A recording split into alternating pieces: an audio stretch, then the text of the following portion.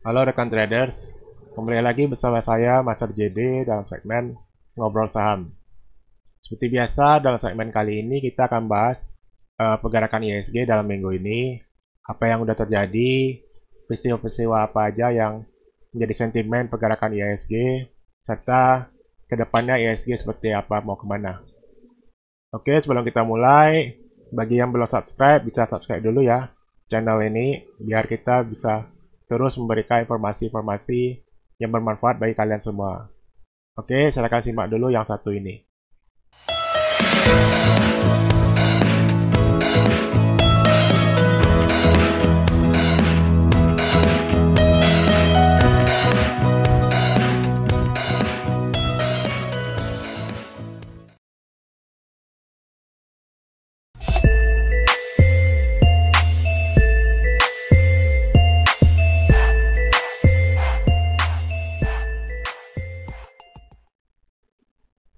Oke, kita mulai. Kita lihat IHSG dalam minggu ini terkoreksi cukup lumayan dalam ya. Kita lihat IHSG udah kembali di level area 5239. Kalau kita lihat secara weekly ini udah terkoreksi sekitar 2%, 2% lebih ya. Kemudian kita lihat di awal minggu kemarin, kita lihat Senin kemarin sempat anjlok pada waktu 31 Agustus kemarin, sempat anjlok, kemudian rebound, kemudian hari Kamis Jumatnya itu mulai terkoreksi turun. Kita lihat juga asing masih melakukan net sell. Kali ini dalam satu minggu ini udah melakukan penjualan sebesar 5 triliun ya. Nah, ini cukup besar. Kalau kita lihat bulan lalu itu hanya sekitar 7 triliun per bulan. Nah, ini selama satu minggu aja udah mencapai 5 triliun. Berarti asing cukup masif melakukan penjualan pada awal minggu ini, minggu September ini. Nah, kalau kita lihat dari saham-saham yang dijual dan dibeli asing, nah ada satu yang menarik kita lihat dalam minggu ini asing hanya membeli 5 saham ya. Jadi biasanya saya selalu memfilter ya, biasanya ada sekitar 20-30 saham yang asing beli dan jual. Tapi kalau kali ini kita lihat ini benar-benar hanya 5 saham yang dibeli, 5 saham yang dibeli oleh asing. Ini nggak saya cut, ini memang benar-benar hanya 5 saham. Sementara kalau kita lihat yang dijual ini, nah itu misalnya ada lebih dari 10, ya ini saya cut hanya menampilkan 10 saham yang terbesar aja. Tapi yang dibeli oleh asing ini benar-benar hanya 5. Jadi ini menjadi warning juga buat kita semua. Jadi kalau kita lihat biasanya ketika saham bank ini ada BCA, BNI, BRI, Mandiri, biasanya ini mungkin ada 2 yang dibeli oleh asing, 2 dijual sebagai penyeimbang. Tapi kalau kita lihat dalam minggu ini hampir semua bank dijual oleh asing, ya termasuk juga Telkom yang masih terus dijual, punya ada Astra juga, dan saham-saham blue chip lainnya. Sementara yang dibeli oleh asing ini hanya saham-saham kecil yang market cap-nya hanya kecil sekali dan nilainya juga sangat sangat kecil. Kita lihat, ini hanya 31 M yang paling besar. Jadi kalau kita sini kita lihat bahwa memang asing dalam minggu ini mengurangi porsi kepemilikannya di saham-saham kita dalam jumlah yang cukup signifikan, terutama di saham sektor perbankan. Kita lihat dalam 3 besar ini dikuasai oleh saham perbankan, yaitu BRI, BNI, dan BCA. Baru kemudian nomor 4 itu Telkom, Astra, dan nomor 6 itu Mandiri. Jadi ini mungkin jadi sinyal juga buat kita, warning bahwa ketika saham-saham perbankan, mulai sektor finance yang menjadi tulang punggung IHSG kita mulai dijual, ya, mulai dijual secara besar-besaran oleh asing. Nah, ini mulai sinyal bahwa IHSG kita juga bakal mengalami koreksi. Kemudian dalam minggu ini kita lihat ya mungkin sering dapat gambar ini ya, meme ini ya di grup-grup. Ya, ini satu fenomena dilihat ketika saham-saham grup Bakri ya yang kenal dengan B7 itu mulai bangkit lagi kita lihat.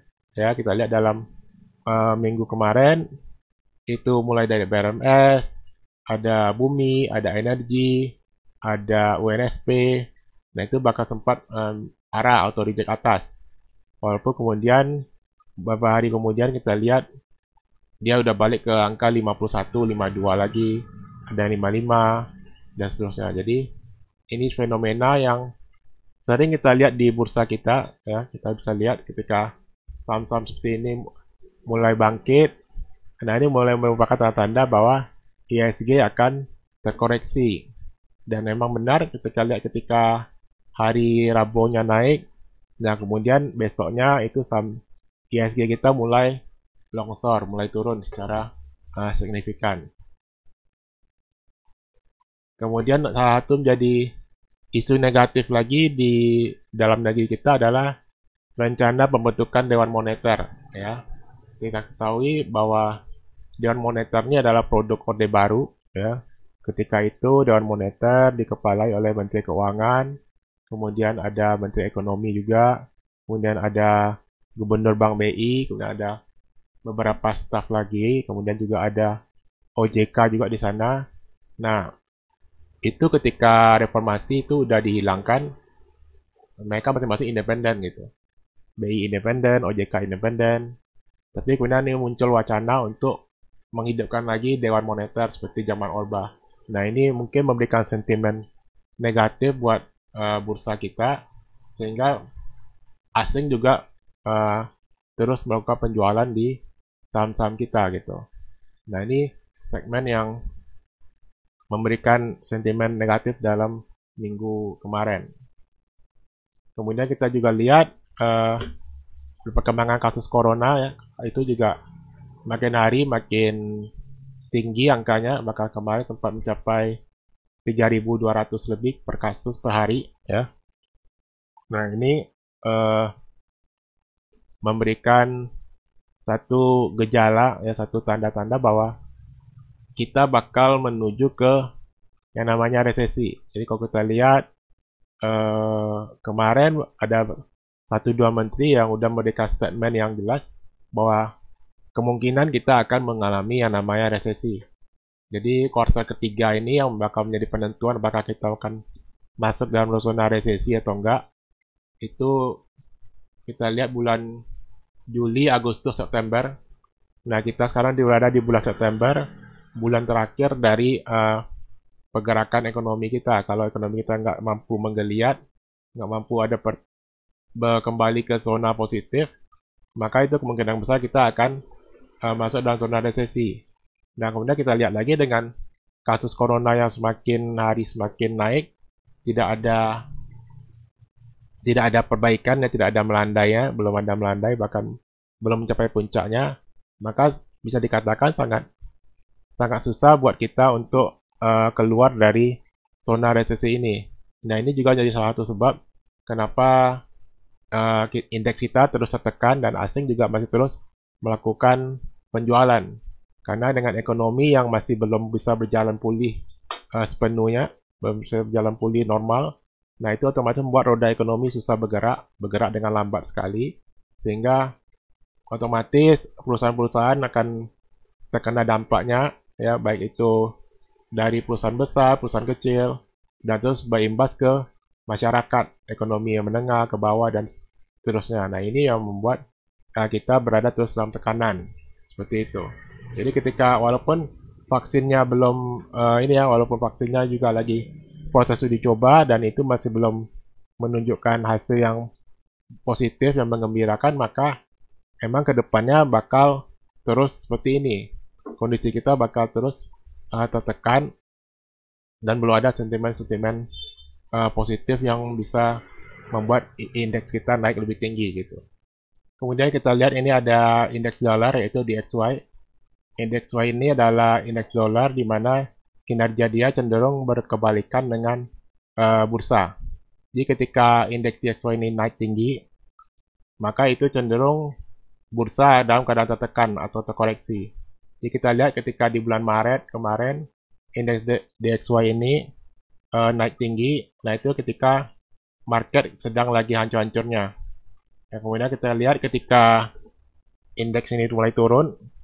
Kita lihat nih mulai bulan Mei ini mulai turun ya sampai titik terendah.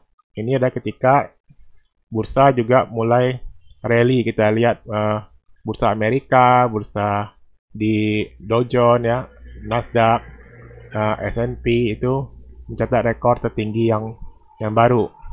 Nah, sebenarnya kita lihat sekarang ini adalah indeks DXY ini mulai rebound, mulai naik kembali ya. Jadi ketika dia bisa tembus di level 92 ke atas ini, bisa menuju 94, nah ini waspada karena itu indeks bisa kembali tertekan.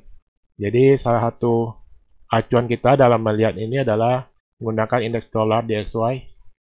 Jadi ini kita lihat ini ada cenderung untuk rebound kembali ke atas. Ini juga bentuk double bottom ya, double bottom sehingga dia ada peluang untuk naik kali ke atas. Apalagi jika dia sempat menjebol level 94, maka dia ada peluang untuk naik menuju ke 97.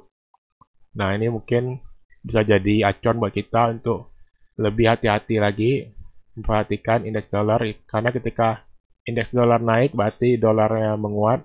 Dolar menguat otomatis rupiah kita tertekan. Kalau kita lihat saat ini rupiah kita udah mendekati 14.700-an. Jadi kalau dolar indeks ini terus naik, bukan tidak mungkin rupiah kita akan melemah sampai ke 15.000 lebih ya. Nah, ketika rupiah melemah, otomatis juga akan melemahkan bursa kita secara garis besar seperti itu. Nah, kemudian kalau kita lihat juga indeks Dow Jones ya, indeks Dow Jones juga kita lihat di sini udah melemah ya, udah turun ya, ketika kemarin naik tinggi. Nah, ini udah mulai terkoreksi. Di sini ada bearish engulfing, di sini ada bearish engulfing. Kemudian di sini masih tertahan di area MA20, masih di persimpangan. Nah, ini kita harus hati-hati, kita lihat secara komprehensif, dimana kalau ini bakal jebol lagi ke bawah. Nah, ini bakal trennya udah jelek. Apalagi kita lihat MACD juga udah mulai dead cross. MACD juga udah mulai dead cross, walaupun garisnya masih belum terbuka lebar. Maka ini mungkin lebih hati-hati buat kita, merupakan sinyal warning buat kita semua. Kemudian kalau kita lihat lagi juga S&P juga malah udah jebol MA20 ya. Kita lihat di sini. Oke, kita lihat di sini S&P malah udah jebol MA20. Nah, ini bakal trennya juga nggak bagus. Ini juga MACD juga udah dead cross. Kemudian saham Nasdaq yang menjadi unggulan para investor di luar negeri sana, karena di sini berisi saham-saham unggulan kayak Google, Facebook, Netflix dan sebagainya. Nah, ini juga udah jebol MA20, walaupun di sini ada rejection. Kemudian di sini ada bearish engulfing juga, satu bar yang gede, yang cukup panjang, cukup gede, cukup sentimennya cukup negatif. Sini juga ada gap down. Nah, ini biasanya ada tekanan jualan yang cukup masif di sini. Walaupun sempat terjadi rejection, ada perlawanan dari pembeli, tapi kita bisa lihat bahwa emang cenderung ini bakal terus tertekan, walaupun tidak mungkin dalam satu garis lurus gitu ya, bakal turun terus. Mungkin ada zigzagnya naik turun, namun kalau kita lihat arahnya, paling juga MACD juga udah dead cross, maka ini memang ada kemungkinan bakal turun terus seperti itu. Jadi kita juga boleh katakan bahwa tren ini mungkin udah selesai, tren naikkan seperti ini. Tren naik ini mungkin udah selesai. Nah, gimana dengan IHSG kita? Kita lihat IHSG kita ini nggak mampu tembus ke atas ya, nggak mampu jebol ke atas, dan ini masih terus turun. Ini juga masih tertahan di MA20-nya juga udah mulai jebol dikit sebenarnya. MA20 ini ada di kisaran angka 5.257.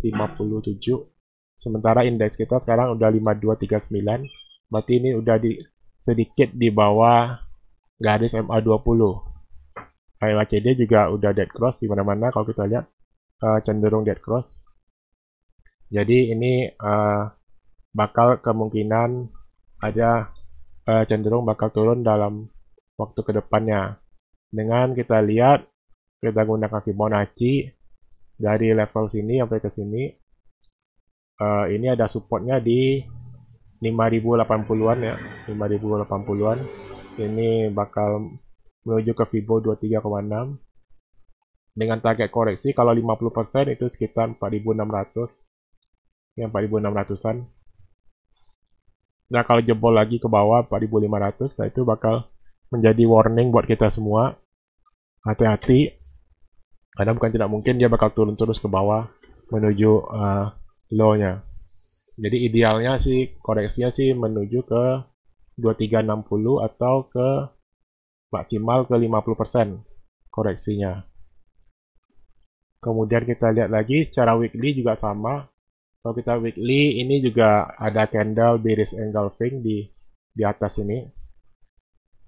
Ya, nah dengan target juga sama yang 23,6 itu ada di level 5040 ya. Jadi kurang lebih di level 5000-an. Berarti kalau kita lihat dari harga sekarang 5200-an ke 5050-an itu ada terkoreksi sekitar 5% lagi. Apalagi kalau kita lihat ini masih baru ya, masih baru minggu pertama di awal bulan, dan mungkin minggu kedua juga bakal turun gitu. MACD ya kita lihat masih di bawah 0 ya, walaupun ini udah golden cross, namun ini masih di bawah garis 0. Jadi kalau kita lihat di bawah garis 0 berarti ini ada rally kenaikan dalam tren bearish, dan ini bakal cenderung bisa gampang untuk balik arah gitu. Jadi selama ini belum konfirmasi naik di atas garis ini cenderung masih terkoreksi seperti itu. Jadi kita masih harus waspada dan memperhatikan tren kedepannya seperti apa gitu. Oke, kesimpulannya seperti apa? Kesimpulannya yang bisa kita ambil adalah di bulan September ini kita lihat beberapa indeks dunia memang udah mengalami goncangan, udah mengalami tekanan, dan beberapa indikator menunjukkan bahwa bakal ada penurunan ya. Indikator menunjukkan bakal ada perubahan tren dari yang kemarin ini uptrend cukup tinggi menuju ke minor downtrend. Jadi kita nggak bisa menyimpulkan bahwa IHSG bakal menuju ke sekian, bakal turun di bawah 5000, enggak. Tapi kita akan melihat IHSG ada peluang untuk turun lagi, ya, setidaknya menuju ke level 5050. Nah, itu yang kita bisa lihat dalam satu minggu ke depannya lagi. Nah, kita bakal update terus-menerus. Kita bakal pantau untuk melihat ke depannya bakal seperti apa, karena market sangat dinamis, penuh dengan gejolak-gejolak berita-berita yang setiap saat bisa merubah harga market ke depannya. Nah, untuk itu kita bakal terus pantau. Dan tapi namun dari data-data yang ada sekarang ini, data-data yang kita bisa lihat dari indeks dolar, dari pergerakan Dow Jones, Nasdaq, S&P, kemudian dari pergerakan asing, dan emang bakal kelihatan bahwa ada arah IHSG bakal satu minggu ke depan masih bakal menuju ke area ke 5150 sampai 5050. Nah, mungkin bagi para trader bisa manfaatkan peluang ini ya kan, untuk mengumpulin saham-saham yang lagi murah, yang udah berada di area support 2-nya. Ketika itu boleh mulai koleksi lagi saham-saham blue chip, saham-saham perbankan. Namun tetap saya sarankan untuk main dalam trading range yang jangka pendek. Jadi mungkin ketika ada koreksi tebal, koreksi dalam 2-3 hari itu bisa boleh mulai kumpulin beli, kemudian nanti udah naik 2-3 hari lagi bisa jual. Jadi kita mainnya swing-swing gitu aja. Sementara untuk jangka panjang itu masih itu ya, masih belum ada konfirmasi lebih lanjut. Walaupun kita masih harus menunggu sampai setidaknya sampai akhir bulan September, baru kita bisa lihat IHSG kita arahnya nanti bakal lebih turun lebih dalam lagi atau mungkin udah mencapai bottom untuk lanjut naik hingga akhir tahun. Nah, kurang lebih seperti itu gambaran untuk IHSG untuk minggu ke depan. Nah, mungkin teman-teman kalau ada pertanyaan bisa tulis di kolom komentar. Bisa bagikan juga video ini buat yang lain yang belum tahu tentang channel ini, bisa dibagikan supaya mereka juga bisa terhindar dari kejatuhan IHSG yang lebih dalam gitu ya. Karena kalau kita lihat ya di video-video sebelumnya juga saya sudah memberikan warning bahwa IHSG dalam bulan ke depan ya, dalam bulan September, Oktober itu bakal ada goncangan. Nah, itu mungkin kalian bisa boleh bagikan video ini supaya boleh bermanfaat bagi yang lain gitu. Oke, sekian dulu untuk video kali ini. Semoga ini jadi bermanfaat buat rekan kalian sekalian. Nah, kalau jangan lupa juga di like videonya kalau suka.